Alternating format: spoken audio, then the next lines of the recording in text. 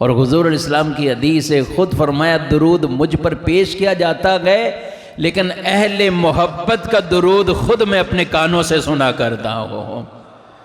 اہل محبت کا درود دور و نزدیک کے سننے والے وہ کان لال کرامت پہ لاکھوں سلام۔ اللہ نے یہ آپ صلی اللہ علیہ وسلم کو شرف دیا ہے، دور کو نزدیک کوئی کو پڑھ رہا ہے، بھیج رہا ہے درود۔ حضور علیہ السلام فرماتے ہیں پیش تو درود کیا جاتا ہے، اہل محبت کا خود سنا کرتا ہوں، ان کا درود میں خود سنتا ہوں۔ اور کیسے نبی کریم علیہ السلام کی بارگاہ میں جو فرشتہ ہے، میرے آقا علیہ السلام نے فرمایا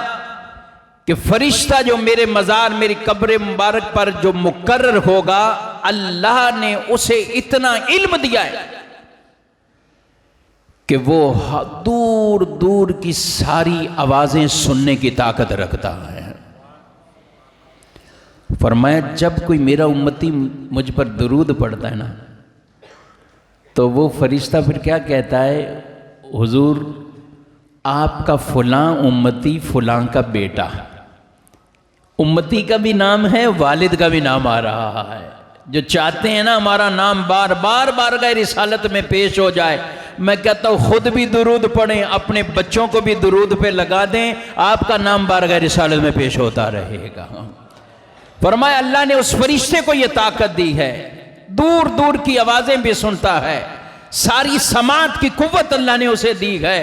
ارے کوئی درود بلند آواز سے پڑھ رہا ہے، کوئی آہستہ پڑھ رہا ہے، کوئی اجتماعی صورت میں پڑھ رہا ہے، کوئی دنیا کے کس کونے میں بیٹھا ہوا درود پڑھ رہا ہے، کوئی تنہائیوں میں ہے، کوئی خلوتوں میں، کوئی جلوتوں میں، کہیں بھی درود پڑھ رہا ہے۔ حضور علیہ السلام فرماتے ہیں وہ فرشتہ ان کی آوازوں کو سن لیتا ہے، اس کے والد کا نام لیتا ہے، اس امتی کا نام لیتا ہے، اور میری بارگاہ میں پیش کرتا ہے کہ فلاں کا بیٹا آپ کا فلاں امتی آپ پر درود پیش کر رہا ہے،